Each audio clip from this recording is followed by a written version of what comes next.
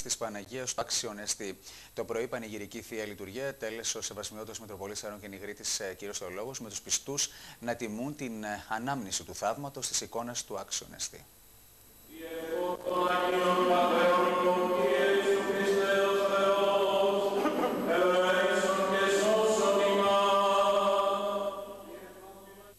Την ανάμνηση του θαύματος της εικόνας του Άξιον Εστί πανηγύρισε σήμερα ο Ιερός Ναός Κοιμήσεως της Θεοτόκου της πόλης των Σερών, όπου και φυλάσσεται πιστό αντίγραφο της θαυματουργής εικόνας της Παναγίας του Άξιον Εστί. Σήμερα το πρωί η πανηγυρική Θεία Λειτουργία τέλεσε ο Σεβασμιότατος Μητροπολίτης Σερών και Νιγρίτης Θεολόγος. Είναι πραγματικά και χαρά και ευλογία και για την ενορία αλλά και για την πόλη και τη Μητρόπολη μας ευρύτερα και για ολόκληρη την περιοχή το ότι υπάρχει αυτό το ακριβές αντίγραφο της θαυματουργού και εφεστίου εικόνος ολοκλήρου του Αγίου Όρους, η οποία φέρει την επωνυμία Παναγία του Άξιον Εστί.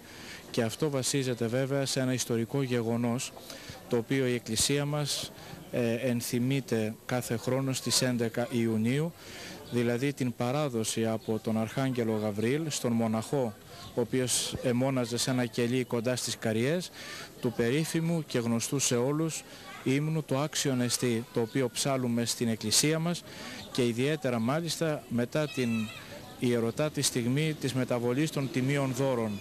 Γι' αυτό και ονομάζεται ο ύμνος Άξιον Εστί, γιατί έτσι αρχίζει Άξιον Εστί ως αληθώς, μακαρίζησε την Θεοτόκον, την αημακάριστον και παναμόμητον και μητέρα του Θεού ημών και συνεχίζει.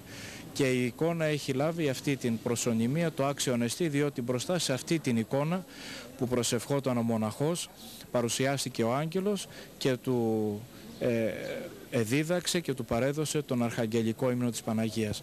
Πλήθος κόσμου εκκλησιάστηκε σήμερα στον Ιερό Ναό Κοιμήσεως της Θεοτόκου, έτσι ώστε να προσκυνήσει τη θαυματουργή εικόνα. Για ευλογία Θεού και εύχομαι σε όλους να έχουν την ευλογία. Θέλετε να προσκυνήσετε και εσείς την εικόνα σήμερα?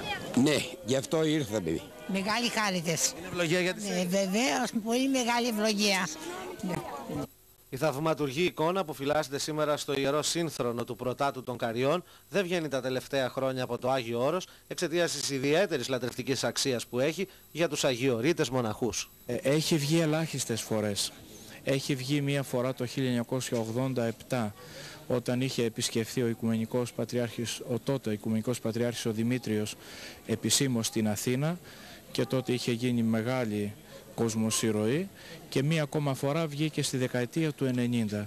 Έκτοτε δεν έχει ξαναβγεί και δεν προβλέπεται, διότι θεωρείται η εφαίστειος εικόνα όχι μόνο των Καριών αλλά και ολοκλήρου του Αγίου Όρους και η οποία έχει την ευλάβεια και την ιδιαίτερη αγάπη όλων των αγιορειτών αλλά και όλων μας.